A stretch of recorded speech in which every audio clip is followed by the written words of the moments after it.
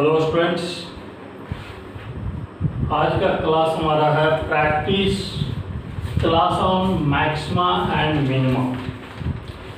Maxima and minima का concept आप लोग पढ़ चुके हैं, लेकिन उस पर रिलेटेड न्यूमेरिकल प्रॉब्लम बहुत कम ही करवाया गया था।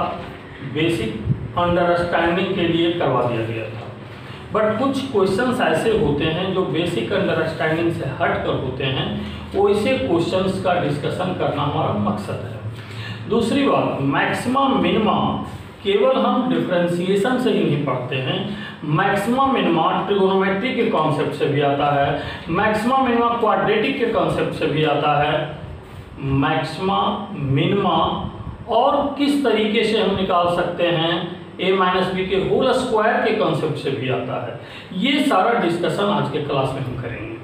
अब हम बारी बारी से चलते हैं। एग्जाम्पल नंबर फर्स्ट जो आपके सामने है, इसको देखिए, बहुत अच्छा क्वेश्चन है। और ये जो इक्वेशन हमने लिया है, ये फिजिक्स के किसी चैप्टर में काफ़ी इम्पॉर्टेंट है और वहाँ पर फिर से आपको मिलेगा भी।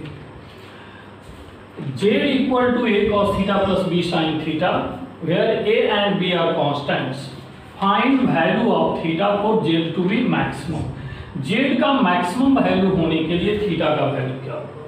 पहला स्टेप आप जानते हैं कि फॉर मैक्सिमम वैल्यू और मिनिमम वैल्यू दोनों में से कुछ भी, बट यहाँ पर मैक्सिमम कह दिया गया है, मतलब मिनिमम के बारे में नहीं सोचना।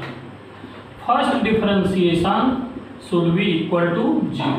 पहली बार डिफरेंशिएट करेंगे और 0 पुट करेंगे। पहली बार इसका डिफरेंशिएशन देखिए क्या हो जाएगा, a differentiation of cos theta with respect to theta plus b differentiation of sin theta with respect to theta equal to 0।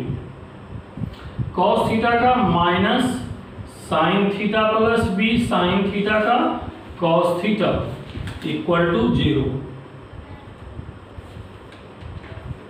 Minus a sin theta plus b cos theta equal to 0।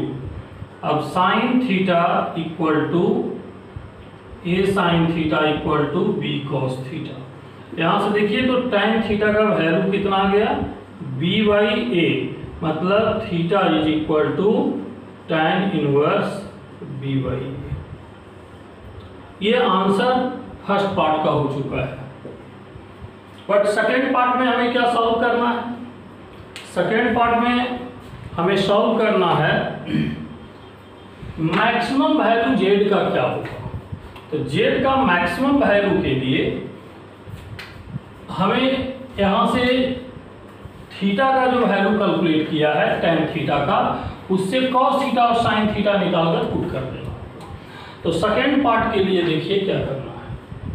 जब tan theta आपने calculate किया है, तो यहाँ पर एक बात और आप समझ लें, ये उम्मीद है सारे स्टूडेंट समझ ही रहे होंगे, फिर भी हम रिपीट कर रहे हैं। tan थीटा, अगर ये थीटा है तो b बाई a का मतलब हो गया ये परपेंडिकुलर वाला पोर्शन है, ये बेस वाला पोर्शन है, और ये हाइपोटेनस हो गया a square plus b square. अब यहाँ से sin थीटा cos थीटा का वैल्यू आप आराम से कैलकुलेट कर सकते हैं। sin थीटा का वैल्यू कितना हो जाएगा, b upon a square plus b square, और जरूरत पड़ा तो cos थीटा का वैल्यू आप क्या लिखेंगे, cos theta equal to base upon hypotenuse a upon square root a square plus b square. अब यहाँ से sin थीटा cos थीटा का वैल्यू जब हमने कैलकुलेट कर लिया, तो यही वैल्यू वहाँ पुट कर लेना है। तो सेकेंड पार्ट में z maximum is equal to a cos theta plus b sin theta. a cos theta के जगह पर a upon square root a square plus b square, and b sin theta की जगह पर b upon square root a square plus b square. यहाँ से आप देखिए तो a square plus b square, LCM कितना हो गया, square root a square plus b square. इसको कैंसल आउट करेंगे तो a square plus b square.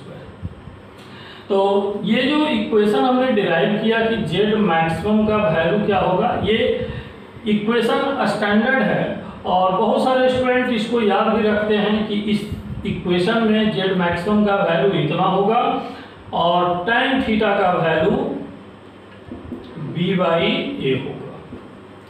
अब देखिए, याद रखना सिर्फ टाइम सेव करने के लिए होता है। अगर आप अंडरस्टैंडिंग रखते हैं तो आप सॉल्व करके निकाल सकते हैं, बट एग्जामिनेशन हॉल में हमारे पास वक्त इतने कम होते हैं कि कुछ रिजल्ट याद रखें तो हमारा टाइम सेव होगा। उसी तरह के रिजल्ट में ये सब भी आता है। फिजिक्स में बहुत सारे ऑब्जेक्टिव ऐसे मिलेंगे जिससे रिलेटेड होगा, 1 मिनट में आपको सॉल्व करना होगा। आप खुद देखिए, इतना डिस्कशन करने में 2 से 3 मिनट आपका चला जाएगा, फिर फिजिक्स में कहाँ से आप टाइम दे पाएंगे। इसलिए ये सब स्टैंडर्ड इक्वेशन मानकर याद रखना चाहिए, बट याद रखने का कतई मीनिंग नहीं है कि आप इसको रट लें। अंडरस्टैंडिंग होना चाहिए, कैसे डिफरेंशिएट कर रहे हैं, कैसे आ रहा है, ये सब स्टेप आपको मालूम होना चाहिए। इसी से रिलेटेड एक सेकेंड न्यूमेरिकल हम देख रहे हैं जो जस्ट इसी पर बेस्ड होगा। प्रॉब्लम नंबर सेकेंड उसी टाइप का है। z = cos theta plus mu sine theta, mu का वैल्यू कांस्टेंट है। ये आप लोगों के लिए होमवर्क है, घर पर जाकर खुद से सॉल्व कीजिएगा। जितना स्टेप हमने उठाया, फर्स्ट टाइम डिफरेंशिएट किया, 0 पुट किया, फिर tan थीटा का वैल्यू निकाला, sin थीटा cos थीटा निकालकर हमने पुटअप किया, फिर से आपको करना है क्योंकि सीखना है आपको। लेकिन अगर आप चाहें तो स्टैंडर्ड रिजल्ट यूज करके डायरेक्ट भी सॉल्व कर सकते हैं। तो हम स्टैंडर्ड रिजल्ट को यूज करते हुए सॉल्यूशन कर रहे हैं।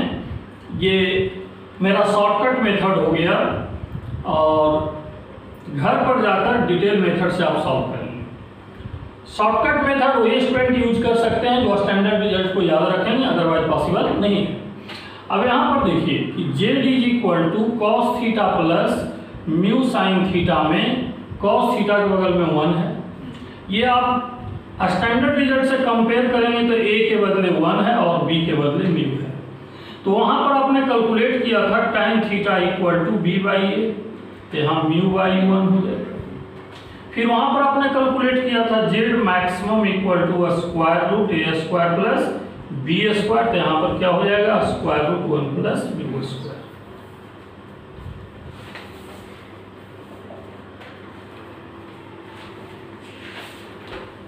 Numerical number 3।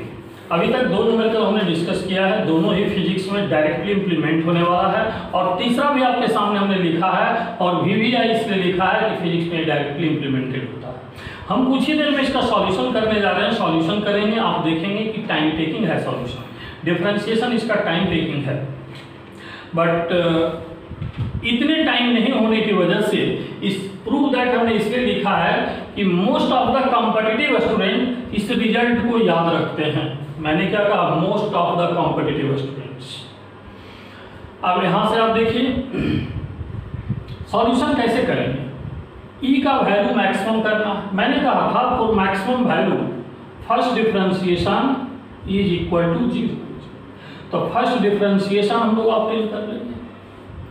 फर्स्ट डिफरेंशिएशन अगर ऑब्टेन कर लेंगे तो dy/dx का वैल्यू क्या होगा। तो dy/dx का वैल्यू आप कैलकुलेट करेंगे। इसको आप u कंसीडर कर लें, इसको भी कंसीडर कर लें, डिवाइड रूल आप यूज करेंगे। तो dy/dx को कैलकुलेट करने के लिए डिवाइड रूल यूज करेंगे। तो q differentiation of x with respect to x a² x² का पावर 3/2। इसका हमने डिफरेंशिएशन किया, इसको बगल में रखने दिया माइनस, अब इसको रहने देंगे, डिफरेंशिएशन करेंगे a² प्लस x² का power 3/2 with respect to x, और नीचे वाला जो वैल्यू है इसका स्क्वायर हो जाएगा। तो स्क्वायर हो जाएगा तो ये पावर 2 हो गया।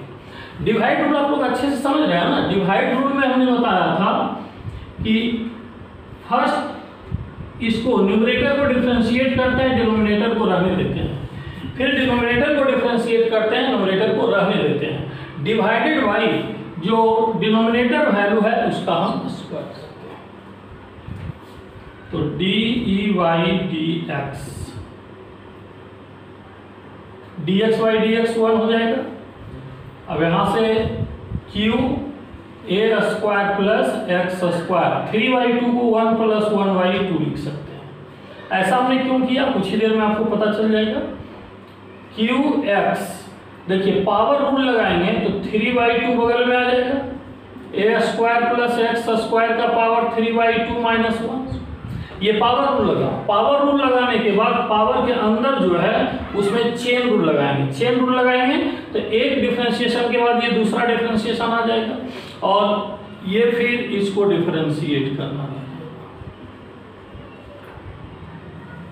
Divided by a² plus x² का होल क्यूब। खास करके जो मेडिकल का प्रिपरेशन करने वाले स्टूडेंट होंगे उन्हें थोड़ा सा ये डिफरेंशिएशन परेशान कर सकता है, लेकिन आपको सावधानी से देखना है, कंसंट्रेट होकर देखना है और घर पर 1 से 2 बार खुद प्रैक्टिस करना है, तभी अंडरस्टैंडिंग क्लियर होगा। अब यहाँ से आप देखें, आगे सिंप्लीफाई करेंगे तो Q दोनों में कॉमन है, मैंने कॉमन कर लिया। 3/2 माइनस 1/2 होगा। ये 1/2 पावर यहाँ भी आ रहा है, 1/2 पावर यहाँ भी है, तो हम इसको कॉमन कर सकते हैं। a² x² का पावर 1/2 कॉमन हो गया, ये बचेगा a² प्लस x²। यहाँ पर रह गया -3/2 और ये 1/2 कॉमन हो गया तो इसका डिफरेंशिएशन बच गया, तो इसका डिफरेंशिएशन 0 प्लस 2x हो जाएगा। a² कांस्टेंट है तो कांस्टेंट का डिफरेंशिएशन 0 होगा, x² का 2x हो जाएगा और ये a² प्लस x² का होल क्यूब। अब यहां से आप क्या करेंगे, dy/dx का ये वैल्यू अगर आ गया तो इसको आप 0 पुट कीजिए। इसको जब आप 0 पुट करेंगे तो देखें नेक्स्ट रिजल्ट क्या आ रहा है।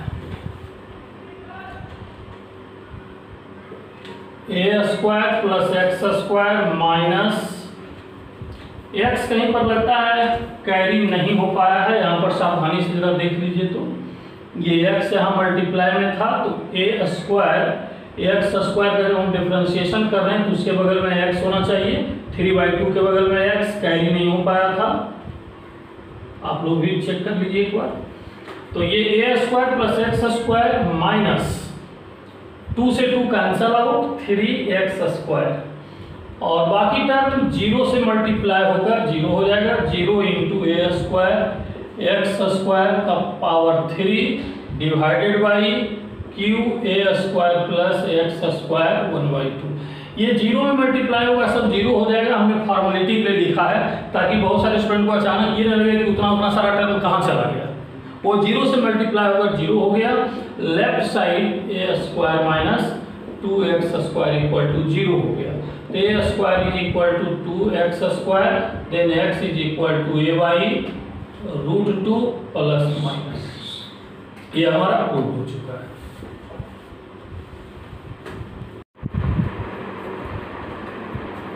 एग्जाम्पल नंबर 3 के बाद एग्जाम्पल नंबर 4 देखते हैं। रेगुलर हम डिस्कस कर रहे हैं मैक्सिमम मिनिमम पर। मैक्सिमम मिनिमम के उस कंसेप्ट को बता रहे हैं जहां पर मैक्सिमा हो या मिनिमम दोनों के लिए फर्स्ट डिफरेंशिएशन 0 होता है। दोनों के लिए फर्स्ट डिफरेंशिएशन 0 होता है और 0 पुट करने के बाद जो वैल्यू हमें ऑब्टेन होता है, प्राप्त होता है, वही हमारा आंसर होता है। अब यहाँ पर प्रॉब्लम में जो लिखा हुआ है उसको आप पढ़िए। x equal to u cos theta plus b into l upon u sine theta, then find the value of theta for which x is to be minimum. Theta का वैल्यू क्या होगा जिसके लिए x का वैल्यू मिनिमम होगा।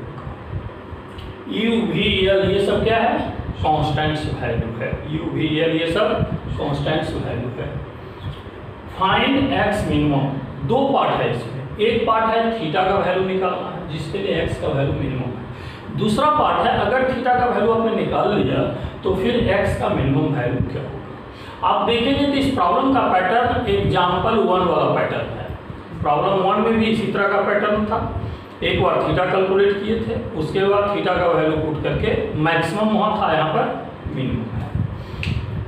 चलिए, तो पहला काम डिफरेंशिएशन करना है। जिसका डिफरेंशिएशन करना है उस पर आप नज़र डालें। कुछ स्टूडेंट के दिमाग में आ रहा होगा कि प्रोडक्ट रूल यूज करें, कुछ स्टूडेंट के दिमाग में आ रहा होगा डिवाइड रूल यूज करें। आप कर सकते हैं। इसको ऊपर वाला को आप कुछ मान लीजिए u और नीचे वाला को भी यू बाई भी। This is the divide rule, this is the divide rule. अगर आप चाहें तो साइन थीटा नीचे है, ऊपर ले जाकर कॉसेक थीटा करते हैं। तो ये एक टर्म हो गया, ये दूसरा टर्म मल्टीप्लाई में भी बदल सकते हैं, मतलब यहाँ डिवाइड रूल भी लग सकता है और मल्टीप्लाई। आपको अगर लगे कि ये दोनों में से कोई रूल मत लगाइए। देखिए सबसे सिंपल तरीका हमने जो बताया, आप घर पर चाहें तो करके देख सकते हैं। उससे क्या होगा, डिफरेंशिएशन का प्रैक्टिस आपका होगा। लेकिन सबसे सिंपल वे यहाँ पर है फिजिक्स के पॉइंट ऑफ व्यू से कि इसको आप ब्रैकेट ब्रेक कीजिए। ब्रैकेट जब ब्रेक करेंगे तो u cos theta by u sine theta plus v by u sine theta into l. तो यहाँ से यू यू कैंसल आउट हो जाएगा। X equal to cot theta plus v by u cosec theta into v, sorry l होगा ना, यल। अब देखिए एक टर्म ये आ गया, दूसरा टर्म ये आया। पहले इसको डिफरेंशिएट कीजिए, फिर इसको डिफरेंशिएट कीजिए। D x y d theta, d x y d theta, d x y d theta हम लोग कैलकुलेट करेंगे। तो कॉट थीटा का डिफरेंशिएशन पहले आप कीजिए, differentiation of cot theta with respect to theta plus v by u differentiation of cosec theta with respect to theta into l. अब यहाँ पर देखिए कॉट थीटा का डिफरेंशिएशन क्या होता है, minus cosec square theta minus v by u cosec theta into cot theta into l. तो d x y d theta equal to minus cosec theta, common कर लिया,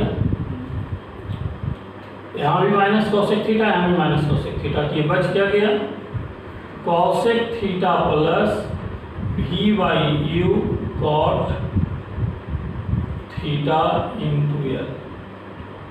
तो ये minus cosec theta, cosec theta का क्या हो जाएगा, 1 by sine theta plus v by u cos theta by sine theta.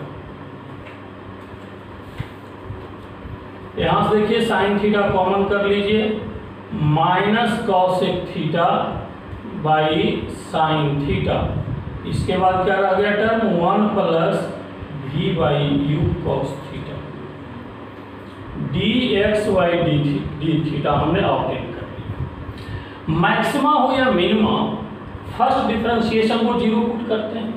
यहाँ पर क्या कहा है, फॉर मिनिमम वैल्यू, तो for minima of x put dxy d theta equal to 0।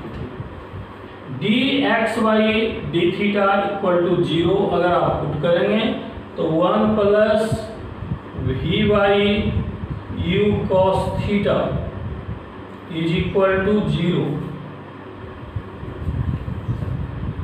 Then v by u cos theta equal to -1, then cos theta equal to minus u by we.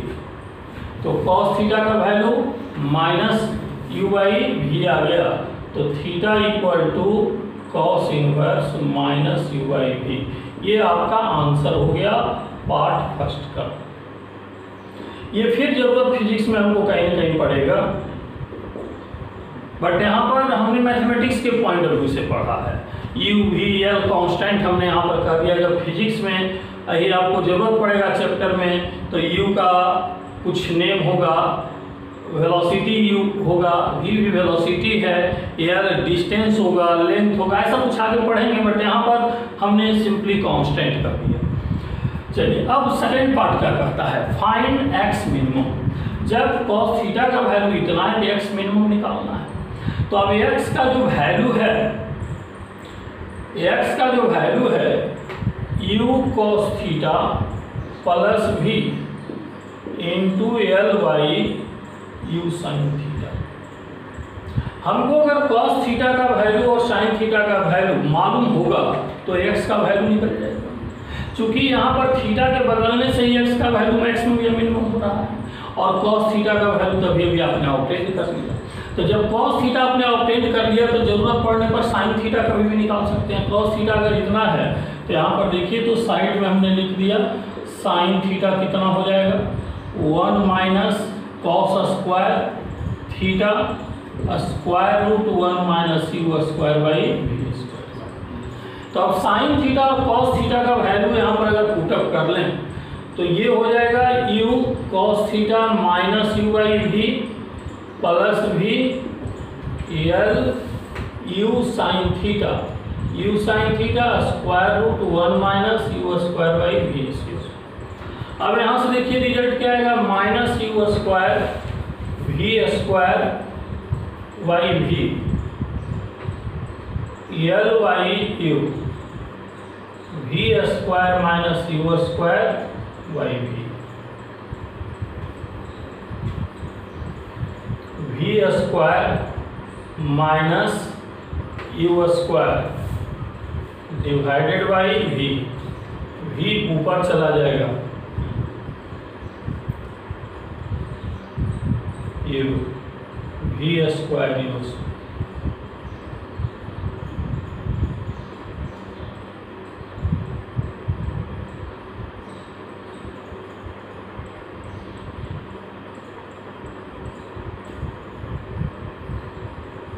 देख लीजिए क्या answer है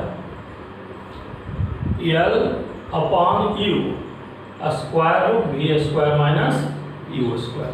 calculation को आप अच्छे से check कर लें, कैलकुलेशन में कहीं गड़बड़ी है तो मैंने आधे मिनट का टाइम दिया, आप चेक कर लीजिए। चलिए सारे लोगों ने चेक कर लिया होगा। x equal to square root v square minus u square into l by u. चलिए सारे लोगों से जो ओपिनियन मिला है उसके हिसाब से ये रिजल्ट सही है। सारे स्टूडेंट कैलकुलेट करके देख लिए होंगे। अब आगे हम लोग बढ़ते हैं और एक बात और ध्यान रखेंगे कि इसमें जो डिफरेंशिएशन हमने किया था dx बाई डी थीटा का वैल्यू 0 को दिया था। तो डिफरेंशिएशन जो हमने समझाया आप घर पर अपने तरीके से कर सकते हैं। मैंने कहा था u बाई वी का फॉर्मूला लगाकर u इंटू वी का formula multiply rule divide rule लगाकर घर पर एक बार खुद से कीजिए, कॉन्फिडेंस आपका ज़्यादा बढ़ेगा। इसके बाद नेक्स्ट एग्जांपल 5 की ओर हम बढ़ रहे हैं।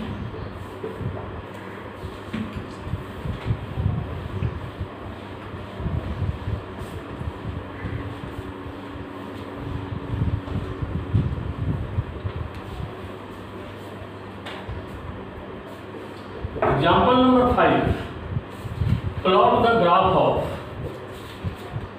y equal to b x a square plus x square का पावर 3/2। अब इसका ग्राफ प्लॉटिंग करना है तो आप स्ट्रेट लाइन का ग्राफ भी प्लॉट करना सीख चुके हैं, रेक्टेंगुलर हाइपरबोला भी प्लॉट करना सीख चुके हैं, अलग अलग एक्सपोनेंशियल भी सीख चुके हैं, पैराबोलिक भी सीख चुके हैं। हर तरह का ग्राफ आपने सीखा है, बट जितने तरह का ग्राफ सीखा उसमें से किसी तरह में ये नहीं आता है। इस तरह का कोई इक्वेशन हमने नहीं पढ़ा, इसका ग्राफ नहीं सीखा। इसका ग्राफ कैसे प्लॉट करेंगे ये काफ़ी इंपॉर्टेंट है। फिजिक्स के 2-3 चैप्टर में इसका प्लॉटिंग का इस्तेमाल होता है, इसको आप अच्छे से समझें। और ये मैक्सिमा मिनिमा से रिलेटेड भी कॉन्सेप्ट है। सबसे पहली बात कि इस तरह का इक्वेशन जब आप देख रहे हैं, पीछे किसी एग्जाम्पल में ऐसा हमने आपको बताया होगा, वहाँ y के जगह पर e लिखा हुआ होगा, b के जगह पर q लिखा हुआ होगा, ऐसा कुछ भी था। तो यहाँ पर भी a b क्या है, कांस्टेंट है। अब वो q रहे या कुछ भी रहे। तो इसमें हमने बताया था कि इसका मैक्सिमा वैल्यू किस पॉइंट पर होता है। इसका मैक्सिमा होने के लिए हमने बताया था सॉल्यूशन से पहले एक नोट पॉइंट जो आपके मेमोरी में हमेशा होना चाहिए, for maxima of y put dy upon dx equal to 0। और ये हमने पूरा डिटेल में डिस्कस किया था, तो उतना लंबा स्टेप बार बार हम नहीं करेंगे, डायरेक्ट रिजल्ट लिख रहे हैं। x is equal to plus minus a y root 2 आया था। प्लस ए वाई रूट 2 ये बताता है कि ऑरिजिन से राइट साइड होगा, और माइनस ए वाई रूट 2 बताता है ऑरिजिन से लेफ्ट साइड पर होगा। अब यहाँ से ये देखना है कि मैक्सिमा होने का पॉइंट मिला है, इसका क्या हमें यूज पड़ेगा बाद में देखेंगे। अब स्टेप बाई चलते हैं। ग्राफ हमें प्लॉट करना है फर्स्ट नंबर जब x का वैल्यू a से बहुत छोटा है। अब यहाँ पर solution number first, x much less than a का मतलब क्या है, x square much less than a square, x much less than a, तो x square much less than a square होगा। और ये वैल्यू अगर इससे बहुत छोटा हो गया तो x स्क्वायर को नेग्लिजिबल मानेंगे, और x स्क्वायर को नेग्लिजिबल मानेंगे तो a square plus x square is approximately equal to, छोटा वैल्यू को नेग्लेक्ट हम कर रहे हैं, ये बात समझ रहे हैं ना, तो इसको नेग्लेक्ट करेंगे तो ये a स्क्वायर बन जाएगा। तो a square plus x square का power 3/2 is approximately equal to a square 3/2 equal to a³। अब ये a³ का जो वैल्यू हमने ऑब्टेन किया है वहां पर आप पुट कर दीजिए, y equal to b upon a³ into x. ये y directly proportional to x आ रहा है, इसका ग्राफ क्या होना चाहिए, straight line passing through the origin. चूंकि x पॉजिटिव होगा तो केवल इसी साइड में लेंगे, और पॉजिटिव नेगेटिव दोनों होगा कि लेफ्ट साइड में ग्राफ जाएगा। लेकिन ये ग्राफ तभी तक वैलिड होगा, ध्यान से समझिए, ये ग्राफ तभी तक वैलिड होगा जब तक कि x का वैल्यू a से बहुत छोटा हो। अब आगे बढ़ते हैं, सॉल्यूशन पार्ट सेकेंड।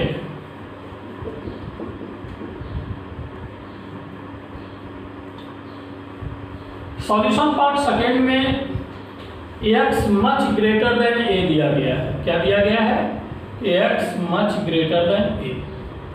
x का वैल्यू a से जब बहुत बड़ा है तो x square much greater than a square, तो x square plus a square is approximately equal to x square.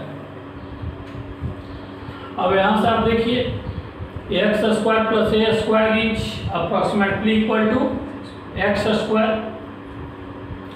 तो यहाँ से आगे जब बढ़ेंगे तो x square plus a square का पावर 3/2 का वैल्यू हम लोग क्या लिखेंगे, x square plus a square का पावर 3/2 है। पहले तो इसको x स्क्वायर आप लिखेंगे, 3/2 x³ हो जाएगा। अब यहाँ से x³ का वैल्यू जब प्लेस करेंगे तो y equal to b x divided by x³ by x square, y proportional to 1/x square. क्या ग्राफ होगा, y proportional to 1/x square. ये रेक्टेंगुलर हाइपरबोला ग्राफ होता है, पहले भी आप पढ़ चुके हैं। लेकिन ये तब होगा, ये ऑरिजिन के करीब में नहीं होगा। ये जो हमने दिखलाया है इसमें आप ये समझिए कि ऑरिजिन जो है बहुत पहले इधर होगा, और ये ग्राफ जो है बहुत आगे चलकर ऐसा होगा। मतलब मच ग्रेटर देन का मतलब हम लोग इन्फिनाइट भी समझते हैं। मतलब x का वैल्यू अगर टेंड्स टू इन्फिनाइट होगा तो ये वैल्यू इधर। तो पहला वैल्यू हमने ऑरिजिन के करीब दिखलाया था, क्यों, तो x का वैल्यू a से बहुत छोटा है। अब a है कहाँ पर, ये तो कहीं दिया नहीं, लेकिन a कहीं भी है निश्चित रूप से ये ऑरिजिन से बड़ा, ऑरिजिन के पास x0 होता है, उससे कोई बड़ा वैल्यू है, और इन्फिनाइट जो ले रहे हैं उससे पहले का वैल्यू है। मतलब आप ये अगर ऑरिजिन मान लेते हैं तो a का वैल्यू ये ऑरिजिन के करीब में नहीं, ऑरिजिन के करीब अगर सोचते हैं तो यहाँ से आप बढ़ते जाएं कि ये a का वैल्यू यहाँ से यहाँ तक कहीं भी कुछ हो सकता है। इधर बढ़ेगा तो x का वैल्यू a से बहुत बड़ा होता चला जाएगा, और इधर जब रहेंगे तो x का वैल्यू a से बहुत छोटा होता चला जाएगा। और यहाँ पर x का वैल्यू a के कंपैरिजन में ना स्मॉलर है ना लार्जर है, जनरल वैल्यू है। ये दो पार्ट हमने ग्राफ प्लॉट कर दिया। थर्ड क्या कहा है? थर्ड कहा है for any value of x positive और नेगेटिव। x का वैल्यू चाहे पॉजिटिव हो चाहे नेगेटिव हो, उसके किसी भी वैल्यू के लिए हम लोग प्लॉट करेंगे। इसको आप लोग नोट कर लीजिए, उसके बाद उसको हम सॉल्व करेंगे।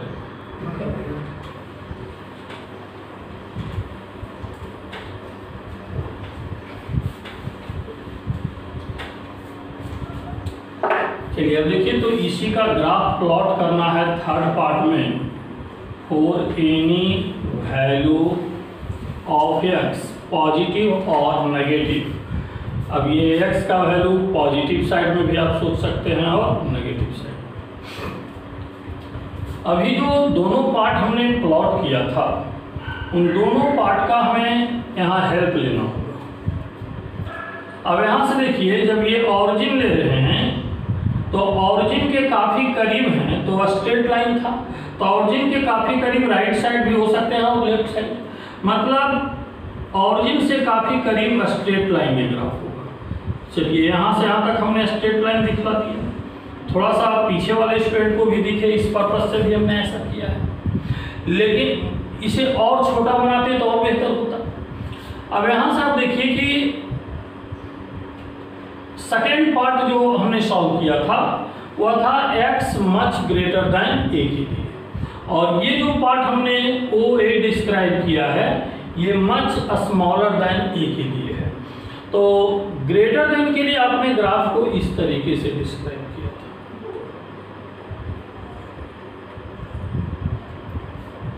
तो देखिए, एक पार्ट तो ये हो गया और एक पार्ट ये हो गया x much less than a। लेकिन अब इसके बीच में क्या होगा? अब इसके बीच में a/√2 क्यों बोल रहे हैं?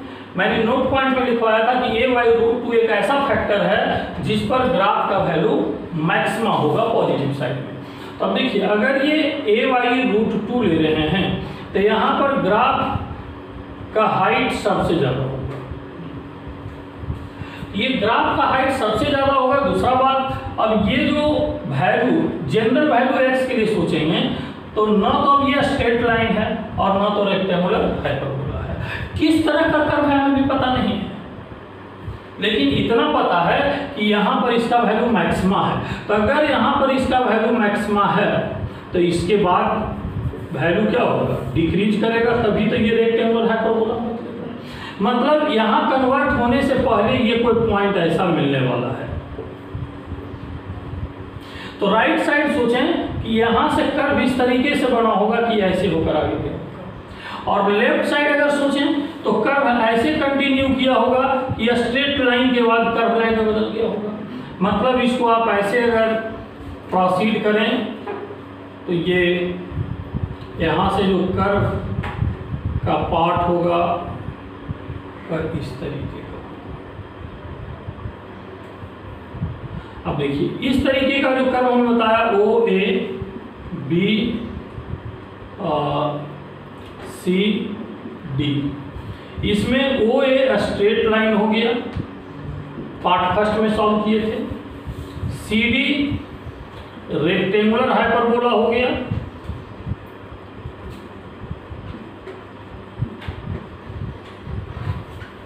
CD रेक्टेंगुलर हाइपरबोला हो गया, ABC क्या हो गया? ABC एनी कर्व हो गया, इसका नाम हमें पता नहीं है। Curve with maximum at x is equal to a/√2। अब देखिए यहाँ पर x का वैल्यू जब पॉजिटिव रखेंगे, ये तो नीचे वाला टर्म हमेशा पॉजिटिव होगा चूंकि x², लेकिन यहाँ प्लस रखेंगे तो y प्लस होगा, यहाँ माइनस रखेंगे तो y का वैल्यू माइनस होगा। इसका मतलब क्या है कि x पॉजिटिव है तो y भी पॉजिटिव है, और x नेगेटिव है तो y भी नेगेटिव है। तो y नेगेटिव है तो ये ग्राफ नेगेटिव साइड में जाना चाहिए, और ये ग्राफ जब नेगेटिव साइड में जाएगा तो जस्ट ऐसा ही ग्राफ नेगेटिव साइड में आपको बनाना है। तो ऐसा ही ग्राफ नेगेटिव साइड में बनाएंगे तो आप देखें इस तरह का ग्राफ, और इस तरह का ग्राफ होगा। यहाँ पर जैसे ओ ए लिखा था आपने, ए डैश कर दीजिए, बी डैश कर दीजिए, सी डैश कर दीजिए, डी डैश कर दीजिए। अब यहाँ से आप एक बात को क्लियर करें कि इधर और इधर जब हमने दिखलाया कि a/√2 पर ये मैक्सिमा था, यहाँ पर -a/√2 होगा, लेकिन -a/√2 चूंकि नेगेटिव साइड में आ रहा है तो अब ये मिनिमा है या मैक्सिमा, इसमें आपको कंफ्यूजन होगा, राइट। तो मैंने क्या कहा कि जब x नेगेटिव है तो y नेगेटिव है, तो देखिए तो इसको हमने नेगेटिव साइड में सोचा है। अगर ये टोटल ग्राफ के कंपैरिजन में देखेंगे तो ये मिनिमा का पॉइंट है, ये मैक्सिमा का पॉइंट है, राइट। और अगर सिंपली इसको देखें तो ये नेगेटिव साइड मैक्सिमा दिखता है। तो x = ±a/√2 जो हमने मैक्सिमा से निकाला था। अब सोचिए जरा सा इस ग्राफ का डेप्थ कितना है।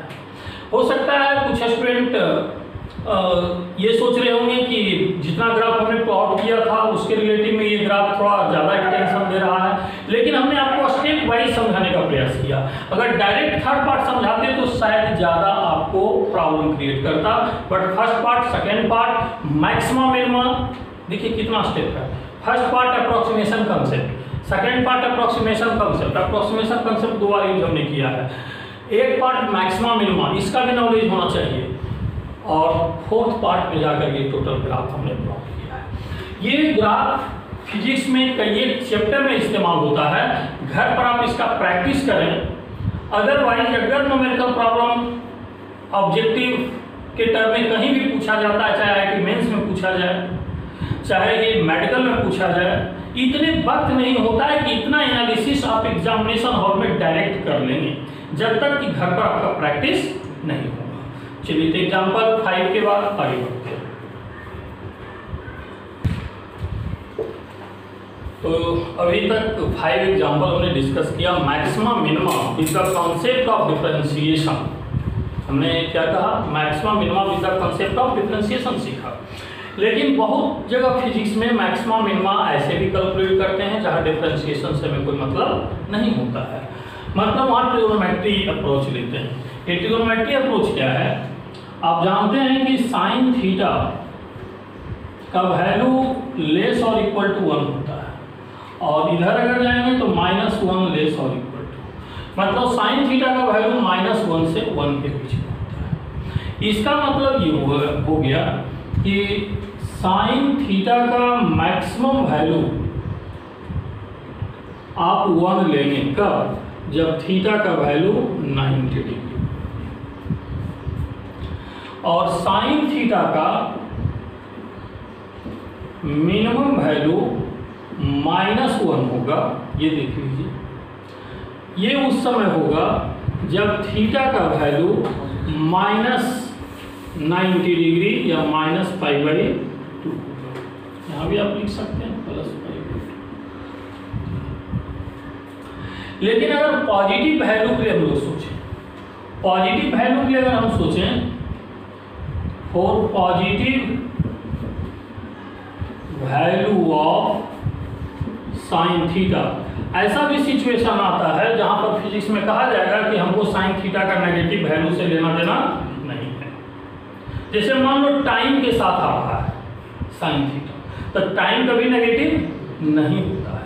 तो वैसे केस में for positive value of sine theta 0 less और equal to sine theta less और इक्वल टू 1, तो यहाँ पर मिनिमम वैल्यू 0 होगा और मैक्सिमम वैल्यू साइन थीटा का मिनिमम वैल्यू 0 होगा और साइन थीटा का मैक्सिमम वैल्यू 1 होगा।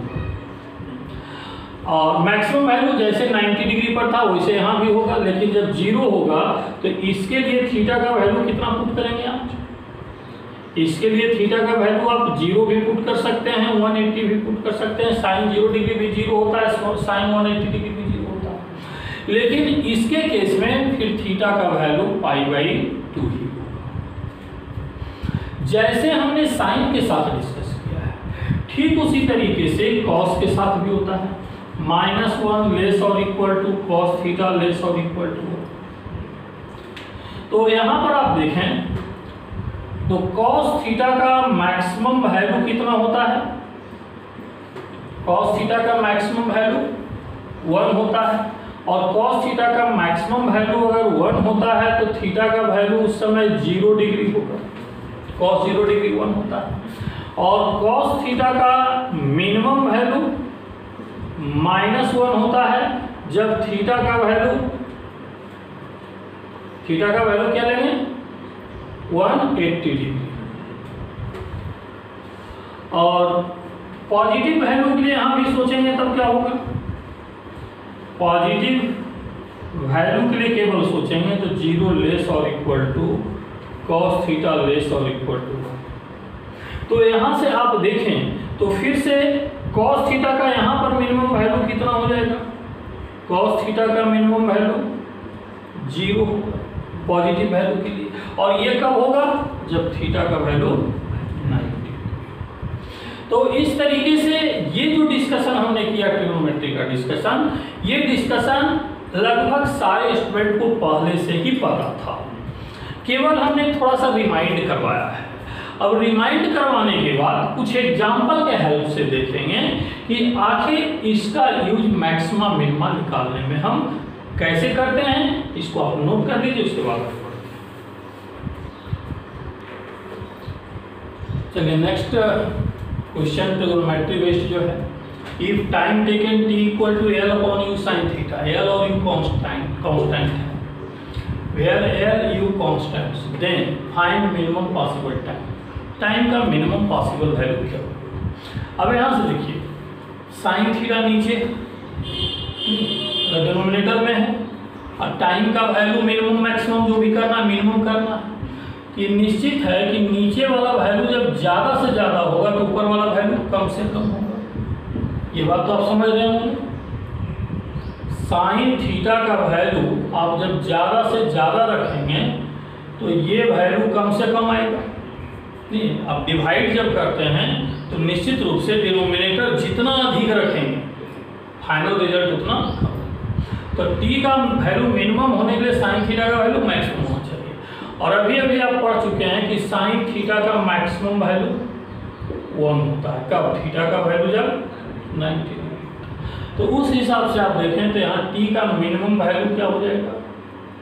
डी या एल, क्या लिखा हुआ है? एल है ना, तो आप एल रहने दीजिए, डी भी कहीं दे सकता है, एल बाई यही हमारा आंसर हो गया। ट्रिग्नोमेट्री से मैक्सिमम मिनिमम कितना आसान है। अब जो स्टूडेंट को लगता है कि नहीं हम वैसे ही कैलकुलेट करेंगे, आप वैसे भी एक बार कैलकुलेट करके देखेंगे, क्या दिक्कत आती है आप हमको बताएंगे। दूसरा अप्रोच ये भी है, d t by d theta equal to 0, differentiate कीजिए, उसको 0 पुट कीजिए। बट ऐसे सिचुएशन साइन कॉस के केस में ये सबसे बेहतर तरीका है। एग्जाम्पल नंबर 6 के बाद एग्जाम्पल नंबर 7, और a particle position x equal to a sine omega t plus delta. a omega delta ये सब कांस्टेंट है, आपको कुछ सोचने का जरूरत नहीं कि a का नेम क्या है, ओमेगा का नेम क्या है, डेल्टा का नेम। आगे फिजिक्स में आपको सारा नेम मिलेगा। Where a omega delta constants, find maximum value of dx by dt। dx by dt का मैक्सिमम वैल्यू कैलकुलेट करना है। Also defined as velocity. dx by dt को ही हम लोग वेलोसिटी से डिफाइन करते हैं। अब यहाँ से आप देखिए कि फॉर ए पार्टिकल पोजीशन दिया हुआ है और डिफरेंशिएशन करना है। पहला स्टेप क्या है? डिफरेंशिएशन। तो इसके सॉल्यूशन में फर्स्ट स्टेप हम डिफरेंशिएशन करेंगे। dx by dt a sine omega t plus delta, t के बगल में क्या है? ओमेगा, तो ये a ओमेगा हो जाएगा cos omega t plus delta. अब यहाँ से आप देखिए इसी का मैक्सिमम वैल्यू हमें कैलकुलेट करना है। तो इसका अगर मैक्सिमम वैल्यू कैलकुलेट करना है तो dx by dt ये मैक्सिमम तब होगा जब ये वैल्यू मैक्सिमम होगा। ये जितना ज़्यादा होगा ये उतना ज़्यादा होगा, ये जितना कम होगा उतना ही ये कम। अब इसका मैक्सिमम वैल्यू कितना लिखते हैं? अब ये भी हमने बताया था ओमेगा टी प्लस डेल्टा, ये पूरा जो वैल्यू है ये एंगल थीटा के जगह पर, मतलब एंगल थीटा इतना बड़ा है ऐसे कहिए ना। तो तो ये कॉस थीटा का मैक्सिमम वैल्यू 1 होता है। ये तब होगा जब ओमेगा टी प्लस डेल्टा का वैल्यू π/2 होगा 90। उधर से हमको मतलब है ही नहीं, हमको मतलब सिर्फ किससे था, find maximum value of dx/dt। तो जब इसका मैक्सिमम वैल्यू आपने 1 ले लिया तो अब देखिए तो वैल्यू क्या रह गया इसका, dx/dt maximum equal to a omega और इसके बदले 1, मतलब ओमेगा ए हमारा आंसर हो गया।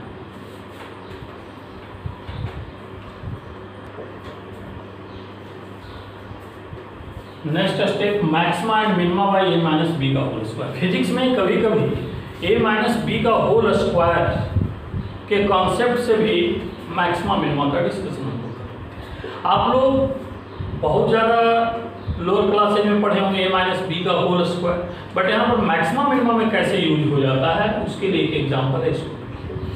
Are square equal to a square plus b square plus 2ab cos 74 degree. अब ये जो इक्वेशन दिया हुआ है इसमें आर क्या है, ए क्या है, बी क्या है, 74 डिग्री तो पता ही है, बट हो सकता है बहुत सारे स्टूडेंट को cos 74 डिग्री का वैल्यू पता नहीं। अब देखिए प्रॉब्लम में अलग से दिया भी नहीं है कि cos 74 डिग्री क्या है। आप 37 डिग्री लेकिन जानते हैं, इसलिए जरूरत पड़ेगा तो 74 डिग्री हम कैलकुलेट कर सकते हैं। मिनिमम वैल्यू किसका कैलकुलेट करना है, आर का। यहाँ पर अगर कोई पॉसिबिलिटी ऐसा एक कंडीशन और दिया है, A and B are reciprocal of each other, A और बी एक दूसरे का रेसिप्रोकल है। इसका क्या मतलब है, let a equal to x तो बी इक्वल टू 1/x। ऐसा अगर आप करते हैं तो आर स्क्वायर का वैल्यू क्या हो जाएगा, x square plus 1/x square plus 2x into 1/x cos 74। यहाँ पर देखिए इसको अगर ए स्क्वायर माने तो ये बी स्क्वायर है, ये तो ऐसे भी दिख रहा था ए स्क्वायर बी स्क्वायर, लेकिन अब आगे स्टेप आपके लिए सिंपल क्या हो गया, ये ए स्क्वायर है, ये बी स्क्वायर है, ये 2 cos 74 डिग्री है। ए माइनस बी का होल स्क्वायर कहीं से अगर हम जनरेट कर लें, कहीं से ए माइनस बी का होल स्क्वायर जनरेट कर लें तो ए माइनस बी का होल स्क्वायर जनरेट करने से फायदा क्या होगा। होल स्क्वायर जब भी आप लिखते हैं तो होल स्क्वायर कभी भी लेस देन 0 नहीं होगा, ये ऑलवेज ग्रेटर और इक्वल टू 0 होगा। 0 से या तो बड़ा होगा या तो 0 के बराबर होगा, कभी भी लेस देन 0 नहीं होगा। इसी इनइक्वालिटी का ये जो साइन है ग्रेटर और इक्वल का, इसी का इस्तेमाल करते हुए हम मैक्सिमा मिनिमा का वैल्यू करते हैं। अब यहाँ पर पहला ड्यूटी हमारा क्या है, ए माइनस बी का होल स्क्वायर डेवलप करना। ये तो आप कर सकते हैं कैसे, r square equal to x square plus 1/x square minus 2x 1/x। ये तो अपने मर्जी समझ लीजिए। चलिए मैथ में कोई प्रॉब्लम नहीं है, अपने मर्जी से कुछ ले लीजिए, लेकिन अपने मर्जी से उसको वापस भी कर दीजिए। हमने जितना माइनस में लिया उतना ही प्लस में लीजिए, 2 cos 74 डिग्री।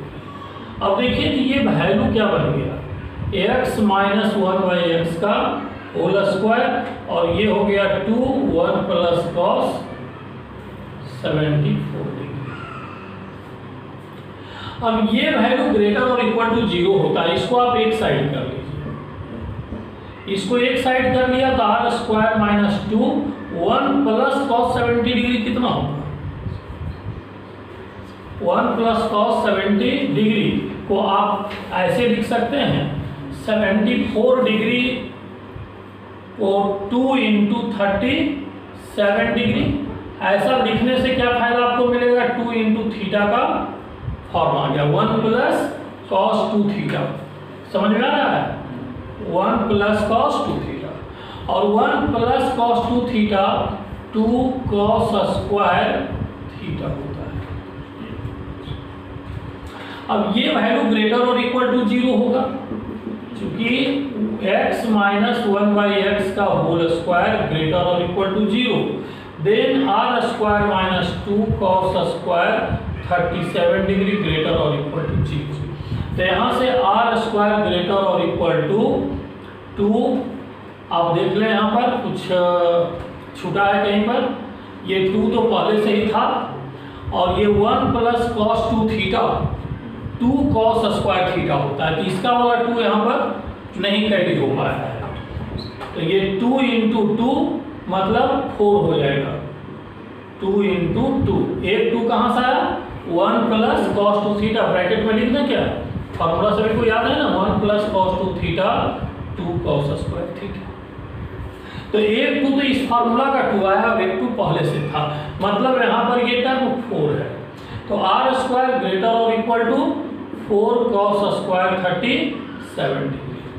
तो r स्क्वायर ग्रेटर और equal to 4 cos square 37 degree, तो r ग्रेटर और इक्वल टू जब लिखेंगे तो ये स्क्वायर से बाहर आएगा 2 cos 37 डिग्री। देखिए अब इसको ऐसे सोचिए, r 2 cos 37 डिग्री से बड़ा होगा, कितना बड़ा होगा हमें पता नहीं है, लेकिन कम से कम जो होगा वो बराबर में होगा, इक्वल में होगा। ये r का minimum value 2 cos 37 degree, cos 37 degree का वैल्यू सबको याद है ना, कितना होता है, 3/5 की 4/5, 4/5, 8/5 1.6। तो ये r का मिनिमम वैल्यू। ये लगा होगा कि स्टेप थोड़ा बड़ा है, पहली बार आपने सॉल्व किया है और मुझे सिखाना था, लेकिन एक आध बार जब प्रैक्टिस करेंगे इस तरह का कॉन्सेप्ट तो ये बहुत बड़ा कॉन्सेप्ट नहीं है। अब यहाँ से जरा देखें, कुछ स्टूडेंट को अगर दिक्कत हो रहा है, ग्रेटर और इक्वल से हमने मिनिमम क्यों सोचा, मैक्सिमम क्यों नहीं। आप ऐसे सोचें, अगर किसी दोस्त से आपने कुछ रुपया उधार मांगा और उसने कहा यार पता नहीं मेरे पॉकेट में 100 रुपया या कुछ ज़्यादा होगा, 100 या 100 से ज़्यादा होगा, क्या बोल रहा है, ग्रेटर और इक्वल टू 100, क्या उसने कहा, ग्रेटर और इक्वल टू 100। ग्रेटर कितना है 100 से, मतलब उसके पास 1000 है, 1 लाख है, 1 करोड़ है, उसने नहीं कहा, लेकिन ये कहा कि कम से कम 100 है। मतलब अगर उसको उधारी देना होगा तो आपको विश्वास रखिए कि वो 100 तक तो कम से कम दे ही देगा, अब ज़्यादा कितना दे सकता है आप नहीं बता सकते। इसलिए जहाँ ग्रेटर और इक्वल का साइन हो, यहाँ पर ऑलवेज देखें, जब ग्रेटर और इक्वल का साइन उठता है तो ये मिनिमा को रिप्रेजेंट करता है। उसी तरीके से लेस और इक्वल का साइन जब अराइज होगा तो ये मैक्सिमा को रिप्रेजेंट करेगा। आप सोच कर देखिए, अगर उसी दोस्त ने आपको कहा कि पता नहीं मेरे पास 100 या 100 से कम कुछ होगा, तो 100 से कम होगा, 100 से कम कितना होगा उसे पता नहीं है, तो ज़्यादा से ज़्यादा आपको देगा ही तो कितना देगा, 100 देगा, उसने तो कंफर्म कर दिया कि 100 से ज़्यादा है ही नहीं। तो जब लेस और इक्वल का वैल्यू आप यूज करते हैं तो ये मैक्सिमा को रिप्रेजेंट करेगा, और ग्रेटर और इक्वल का वैल्यू जब आप लिखते हैं तो ये मिनिमा को रिप्रेजेंट करेगा। ये फिजिक्स में कई जगह इस्तेमाल होता है, काफ़ी इंपॉर्टेंट कॉन्सेप्ट है।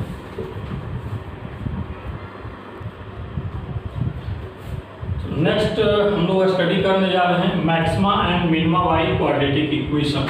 पीछे कितने नंबर एग्जाम्पल तक पढ़ चुके हैं, ये एग्जाम्पल कितना होगा 9 नंबर। तो maxima and minima by quadratic equation, मान लो इस तरह का कोई क्वाड्रेटिक इक्वेशन फिजिक्स में आपको सॉल्व करते करते पहुंच गया, if u square minus l u plus fn equal to 0, then prove that l minimum equal to 4f। l का minimum value 4 times of f। यहाँ l क्या है, f है, क्या है, कुछ नेम दिया हुआ नहीं है, आगे जब फिजिक्स पढ़ेंगे तो नेम भी आपको मिलेगा कुछ। कॉन्सेप्ट क्या है, ax square plus bx plus c equal to 0। आप क्वाड्रेटिक इक्वेशन ऐसा पढ़े होंगे, तो इसका डिस्क्रिमिनेंट वैल्यू क्या होता है, discriminant value d equal to b square minus 4ac। ये ग्रेटर और इक्वल टू 0 लेते हैं for real values of x। Physics में वो रियल वैल्यूज का स्टडी करते हैं। फिजिक्स में कभी भी हम लोग इमेजिनरी वैल्यू का स्टडी नहीं करते हैं। कॉम्प्लेक्स नंबर मैथमेटिक्स का टॉपिक है जहाँ पर रियल नंबर नहीं भी होता है उसका भी स्टडी करते हैं, बट यहाँ पर रियल वैल्यू के लिए स्टडी कर रहे हैं, इसलिए ग्रेटर और इक्वल टू 0 लेना। अब देखिए तो ये जो दिया हुआ क्वाड्रेटिक है, इस क्वाड्रेटिक का डी वैल्यू क्या होगा, तो आप कंपेयर करेंगे तो a के बदले में यहाँ पर 1 है, ax स्क्वायर, x स्क्वायर के बदले में u स्क्वायर है, a के बदले में 1 है, b के बदले में -l है और c के बदले में fl है। तो जब b स्क्वायर -4ac यहाँ पर आप लिखेंगे तो ये b के बदले में -l का स्क्वायर हो जाएगा, -4, a के बदले में 1 और c के बदले में fl हो जाएगा। ये होना चाहिए ग्रेटर और इक्वल टू 0। तो यहाँ से l स्क्वायर ग्रेटर और इक्वल टू 4fl होगा, l और l कैंसल आउट हो जाएगा, l ग्रेटर और इक्वल टू 4f होगा। अभी हमने समझाया था ग्रेटर और इक्वल से का साइन जब यूज करते हैं तो मिनिमम वैल्यू को रिप्रेजेंट करता है, इसलिए l का मिनिमम वैल्यू 4f होगा। ये हमारा प्रूव हो चुका है।